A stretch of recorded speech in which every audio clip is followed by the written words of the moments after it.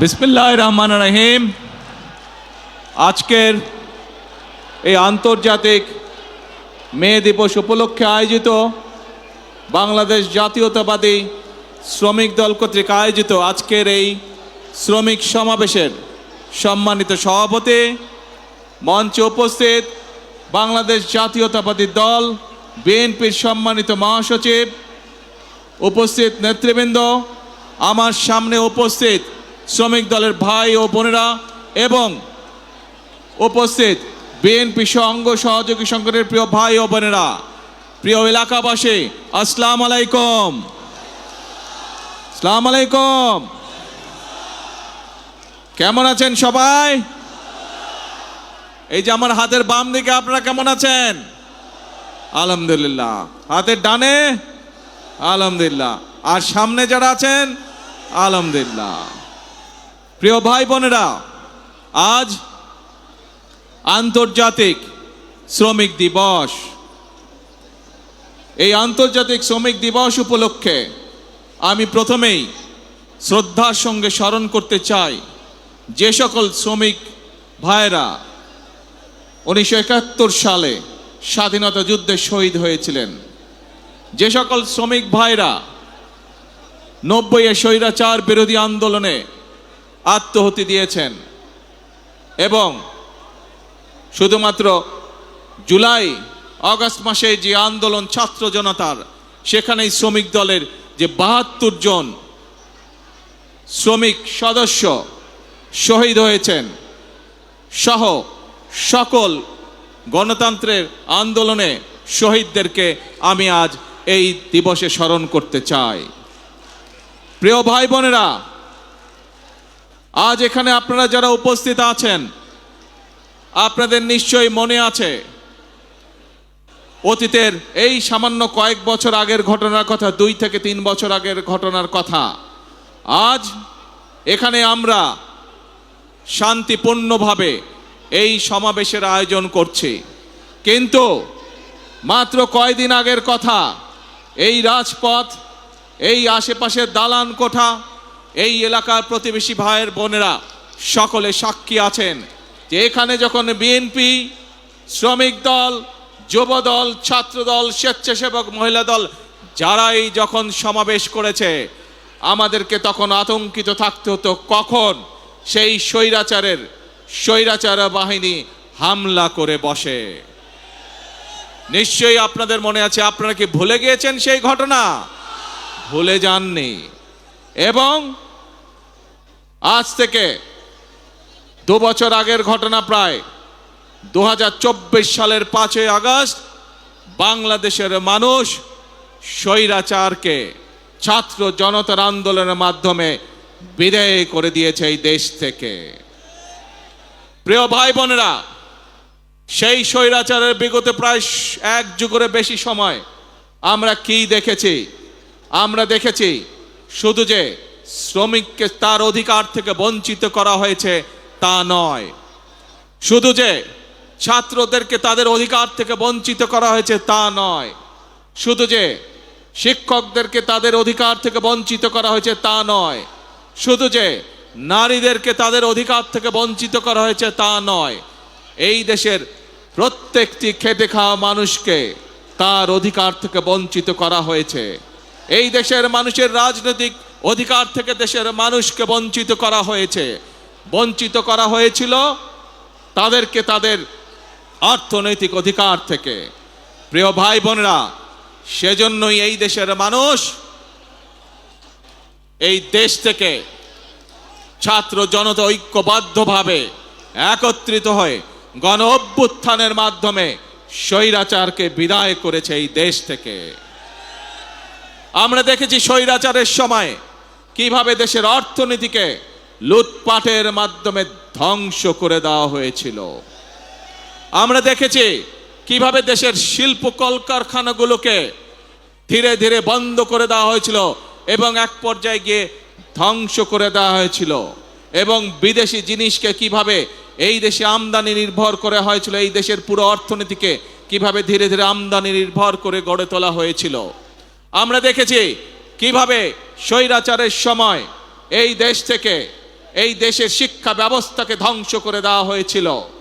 আমরা দেখেছি এই দেশের স্বাস্থ্য ব্যবস্থাকে স্বৈরাচারের এক যুগ সময় কিভাবে ধ্বংস করে দেওয়া হয়েছিল।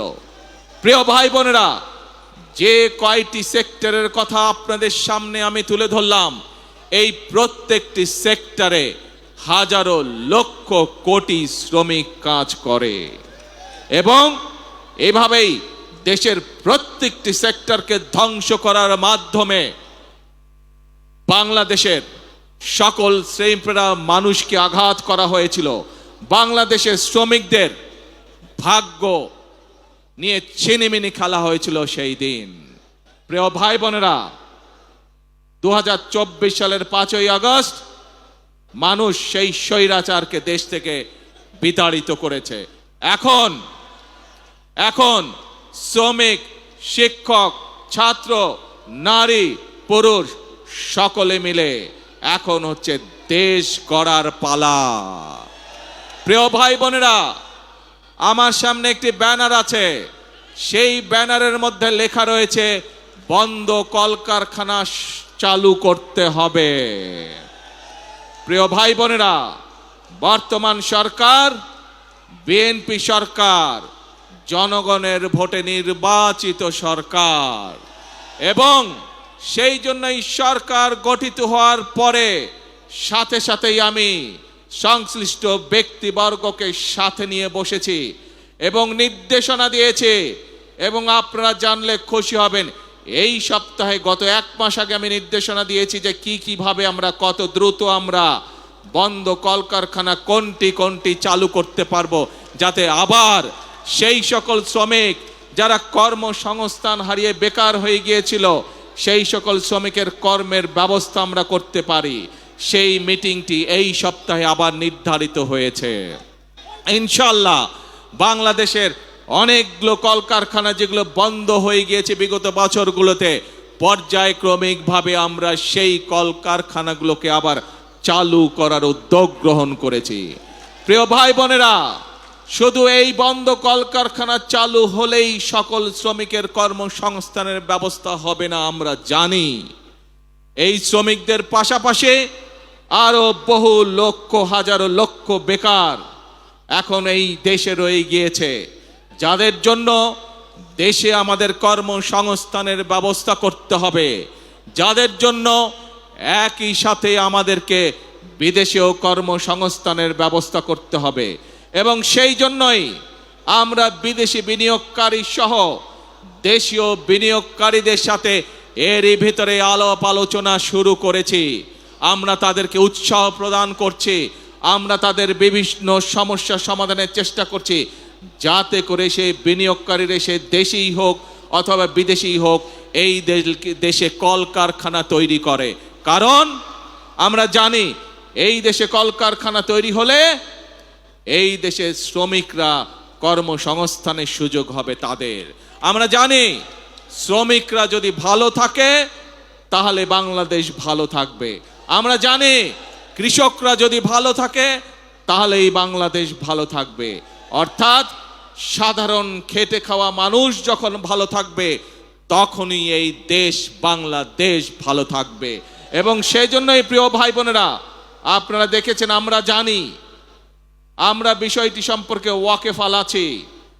এইখানে রাস্তা, ঢাকা শহরের বিভিন্ন রাস্তায় আপনারা দেখেছেন হকার ভাইরা ছিল, কিন্তু যানজট সহ সাধারণ মানুষের চলাফেরার অসুবিধার জন্য আমরা হকার ভাইদেরকে সরিয়ে দিয়েছি। কিন্তু আমরা এটাও বুঝি তারাও মানুষ, তাদেরও পরিবার আছে, তাদেরকেও চলতে হবে, খেয়ে পড়ে তাদেরকেও বাঁচতে হবে। সেজন্যই আমি সংশ্লিষ্ট কর্তৃপক্ষকে সাথে সাথে নির্দেশনা দিয়েছি যে হকার উচ্ছেদ করলে শুধু হবে না, এই মানুষগুলো যাতে খেয়ে পড়ে বাঁচতে পারে, কর্মসংস্থান মানে ব্যবসা করতে পারে, তারও ব্যবস্থা করতে হবে। এবং আপনারা দেখেছেন এরই মধ্যে তার প্রক্রিয়া শুরু হয়েছে। আমরা জানি সকলকে হয়তো একসাথে আমরা ব্যবস্থা করে দিতে পারবো না, পর্যায়ক্রমিকভাবে আমরা ব্যবস্থা করব, কিন্তু ইনশাআল্লাহ আপনাদের নির্বাচিত সরকার অবশ্যই খেটে খাওয়া মানুষের কর্মসংস্থানের ব্যবস্থা করবে। এবং সে কারণেই আপনারা দেখেছেন গতকাল থেকে উত্তর মহানগরী এবং দক্ষিণ মহানগরীতে এই প্রক্রিয়া শুরু হয়ে গিয়েছে। আমরা পর্যায়ক্রমিকভাবে যারা হকার ভাই তাদেরকে তারা যাতে শান্তিতে ব্যবসা বাণিজ্য করতে হয়, কোনো রকম বিশৃঙ্খলার মধ্যে যাতে তাদেরকে পড়তে না হয়, সেই জন্য বিভিন্ন জায়গা ঠিক করে তাদেরকে ধীরে ধীরে সেই জায়গায় আমরা পুনর্বাসনের চেষ্টা করছি। প্রিয় ভাই বোনেরা, প্রিয় ভাই বোনেরা, আমরা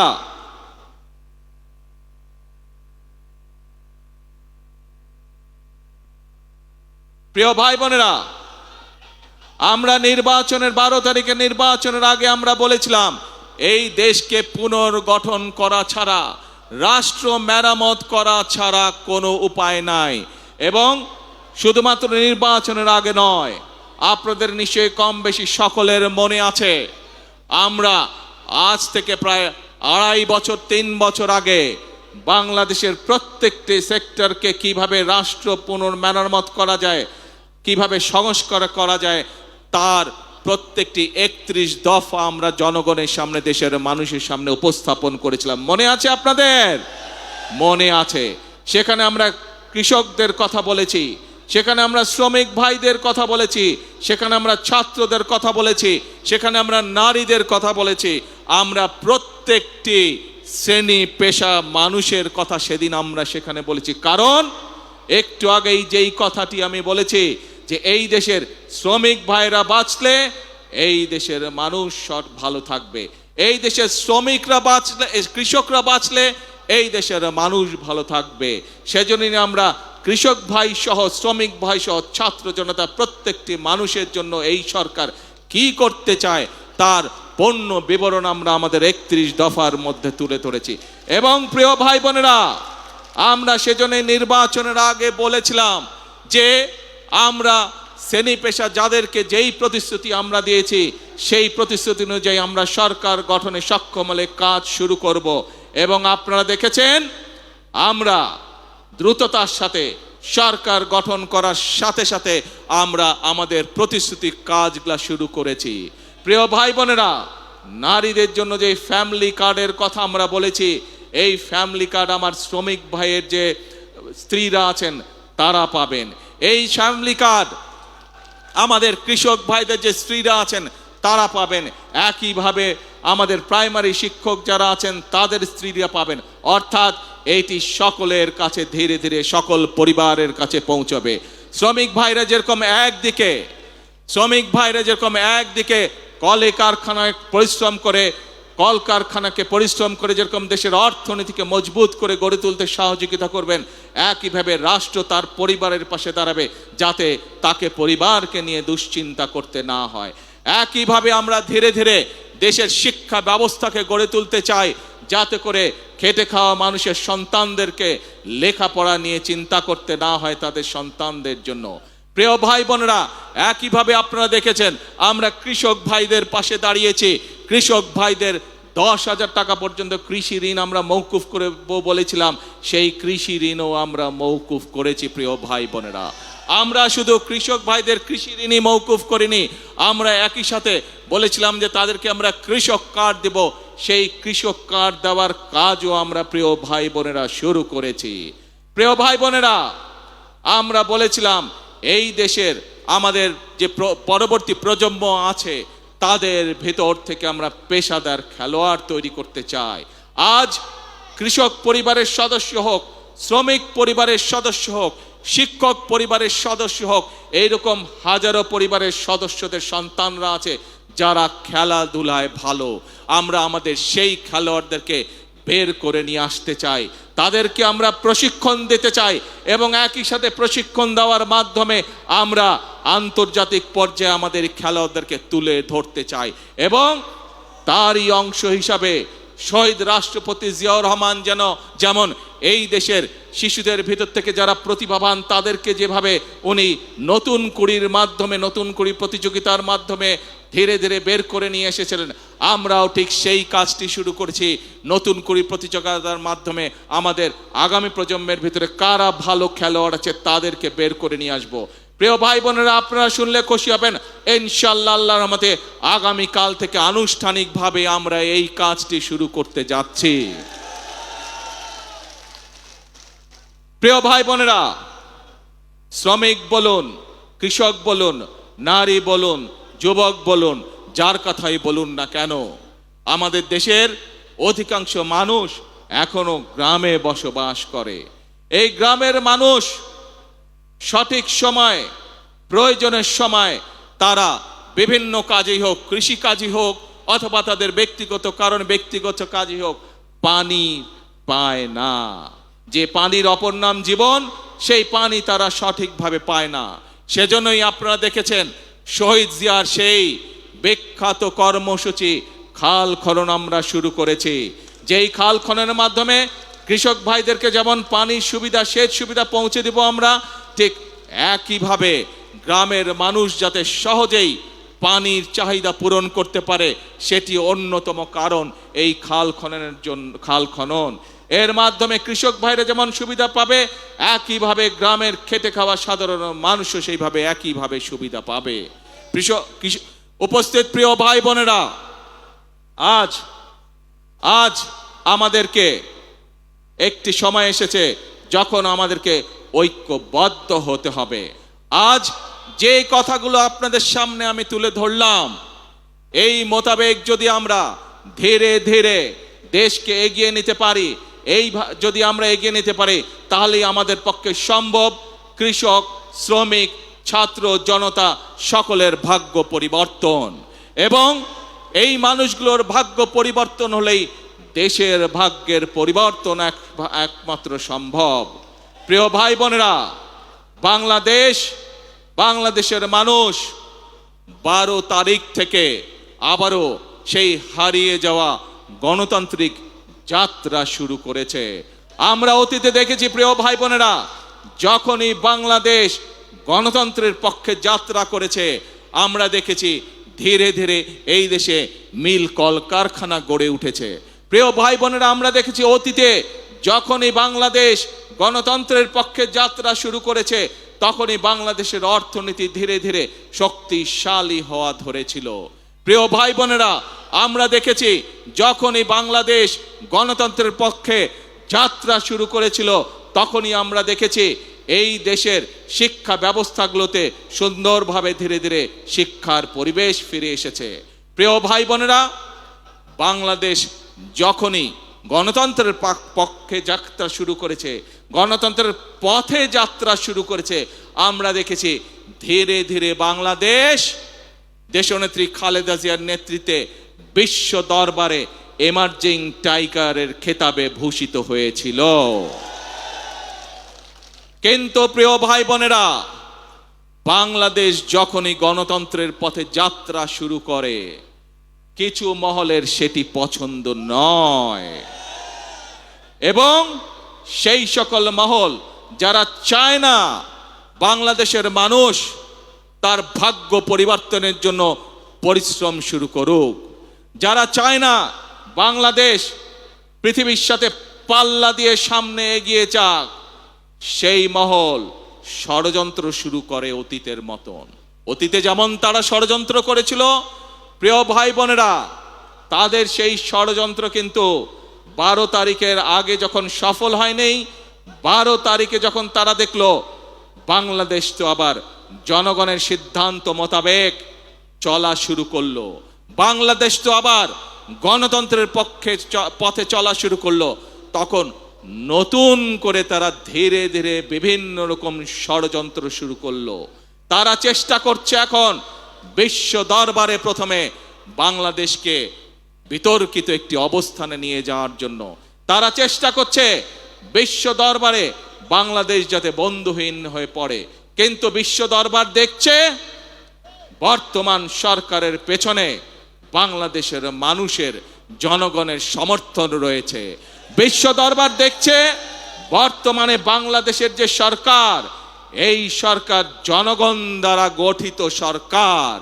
বিশ্ব দরবার দেখছে বর্তমান যে বাংলাদেশ পরিচালিত হচ্ছে যেই সরকার দ্বারা, যেই সংসদ দ্বারা, এই সংসদ, এই সরকার জনগণের দ্বারা গঠিত সংসদ, জনগণের দ্বারা গঠিত সরকার। সেজন্যই বিশ্ব দরবার তাদের কথায় কর্ণপাত করছে না, বরং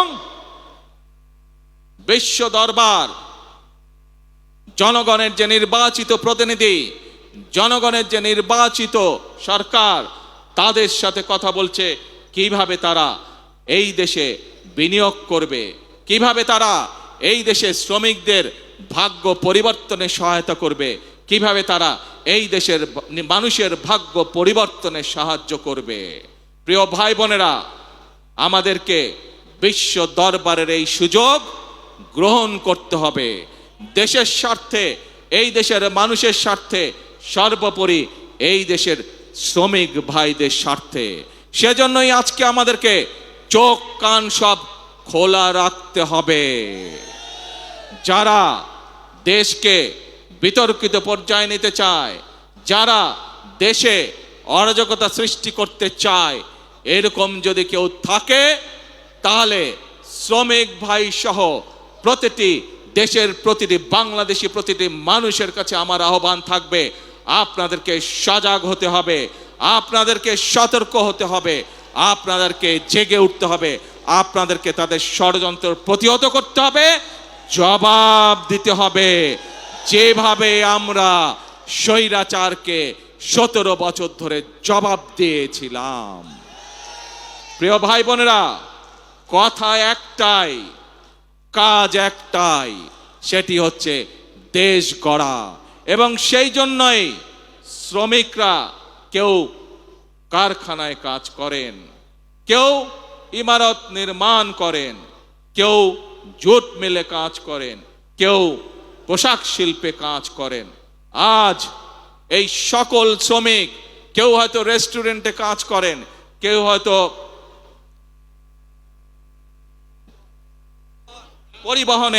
পরিবহনে কাজ করেন, বিভিন্ন পর্যায়ে বিভিন্ন শ্রেণীতে শ্রমিক ভাইরা আছেন। আজ সেই শ্রমিক ভাই সকলের উদ্দেশ্যে আমি বলতে চাই, আপনারা যেমন বিভিন্ন সেক্টরে কাজ করেন, আপনাদের খাতায় আমি আমার নামটি লেখাতে চাই একজন শ্রমিক হিসাবে। কারণ আপনি যেরকম ইমারত শ্রমিক হিসাবে এই ইমারতটি গড়ে তুলছেন, এই দালানটি গড়ে তুলছেন, আপনি একজন পাট শ্রমিক হিসাবে পাট কলের উৎপাদন যেমন বৃদ্ধি করছেন, আপনি একজন পোশাক শিল্প শ্রমিক হিসাবে পোশাক শিল্পের উৎপাদন বৃদ্ধি করছেন, ঠিক একইভাবে আপনার খাতায় নাম লিখিয়ে আমিও দেশ গড়ার কাজে নিয়োজিত করতে চাই নিজেকে। সেই জন্য আমি মনে করি, এবং একই সাথে আমি মন্ত্রী পরিষদের সকল সদস্যের নাম শ্রমিক হিসাবে অন্তর্ভুক্ত করতে চাই। কারণ আপনারা যেমন এক একটি জিনিস গড়ে তুলছেন, আমরা আপনাদের পাশে থেকে দেশ গড়ার কাজে হাত দিতে চাই, দেশকে গড়তে চাই। দেশের মানুষ পরিশ্রম করে যেভাবে সামনে এগিয়ে যাচ্ছে, তাদের সাথে থেকে, তাদের পাশে থেকে আমরা দেশকে গড়ে তুলতে চাই। এজন্যই প্রিয় ভাই বোনেরা, আমাদের নির্বাচনের সময় স্লোগান ছিল, করব কাজ সবার আগে। এইটি হচ্ছে আমাদের স্লোগান, এইটি হচ্ছে আমাদের বর্তমান স্লোগান, এইটি হচ্ছে আমাদের ভবিষ্যৎ স্লোগান। যেই স্লোগানের বলে বলিয়ান হয়ে ইনশাআল্লাহ আমরা এই প্রিয় মাতৃভূমিকে আমাদের প্রত্যাশিত বাংলাদেশ হিসেবে গড়ে তুলতে পারবো। প্রিয় ভাই বোনেরা, আজকের এই মহান আন্তর্জাতিক শ্রমিক দিবসে আসুন আসুন আমরা আজকে প্রত্যেকে এখানে প্রতিজ্ঞা গ্রহণ করি, আমরা আজকে এখানে প্রত্যেকে শপথ গ্রহণ করি যে যেই বাংলাদেশের প্রত্যাশা প্রত্যেকটি নারী পুরুষ প্রত্যেকটি মানুষের মনে রয়েছে, সেই প্রত্যাশিত বাংলাদেশ গড়ে তোলার জন্য আসুন আমরা প্রত্যেকে এক একজন শ্রমিক হিসাবে, দেশ গড়ার শ্রমিক হিসাবে আমরা নিজেদেরকে প্রস্তুত করব। আমরা প্রত্যেকে এক একজন দেশ গড়ার শ্রমিক হিসাবে আমাদের জীবনের বাকি দিনগুলোকে আমরা অতিবাহিত করব। কে ভাইরা, আমরা কি এই প্রতিজ্ঞা গ্রহণ করতে পারি? আমার সাথে আছেন আপনারা দেশ গড়ায়? দেশ গড়ার শ্রমিক হিসাবে কি আপনারা নাম লেখাতে রাজি আছেন? আলহামদুলিল্লাহ। প্রিয় ভাই বোনেরা, মনে রাখতে হবে শহীদ রাষ্ট্রপতি জিয়াউর রহমানের সেই একটি কথা, প্রথম বাংলাদেশ আমার, শেষ বাংলাদেশ, জীবন বাংলাদেশ আমার, মরণ বাংলাদেশ। আসুন, এই বাংলাদেশই আমাদের প্রথম ঠিকানা, এই বাংলাদেশই আমাদের শেষ ঠিকানা। এটিই হোক আমাদের প্রথম এবং শেষ ঠিকানা। আজ আবারও দেশ গড়ার প্রত্যয় ব্যক্ত করে, দেশ গড়ার শপথ ব্যক্ত করে আমি আমার বক্তব্য শেষ করছি। বক্তব্য শেষ করার আগে আমি কতগুলো মানুষকে যদি শ্রদ্ধা না জানাই, ধন্যবাদ না জানাই, সেটি হবে অন্যায়। প্রিয় ভাই বোনেরা, আমার বক্তব্যের মধ্যেই আমি বলেছি, এই রাজপথ এবং এই বিল্ডিং এ বসবাসকারী যে সকল প্রতিবেশী আছেন, বিগত স্বৈরাচার বিরোধী এক যুগেরও বেশি সময় যে আন্দোলন সংগঠিত হয়েছে, বিভিন্ন সময় আমরা এই রাস্তার উপরে চেষ্টা করেছি আমাদের কথাগুলো জনগণের সামনে তুলে ধরতে, এবং আমরা সেই সময় দেখেছি কিভাবে সেই স্বৈরাচারী বাহিনী আমাদের নেতাকর্মীদের উপরে অত্যাচার করেছে, নির্যাতন করেছে, গুলিগলাজ করেছে, কিভাবে আমাদের এই অফিস, এই পল্টন অফিসে তারা কিভাবে হামলা করেছিল, কিভাবে গুলিবর্ষণ করেছিল। আমাদের সেই আন্দোলনের সময় আমাদের বহু নেতাকর্মীকে এই প্রতিবেশীরা সেদিন বিভিন্নভাবে সহযোগিতা করেছেন, সাহায্য করেছেন। আমাদের এই আন্দোলনের সময় যে সকল এখানে অত্যাচার নির্যাতন হয়েছিল, তার ফলে এই মানুষগুলো অনেক কষ্ট ভোগ করেছিলেন।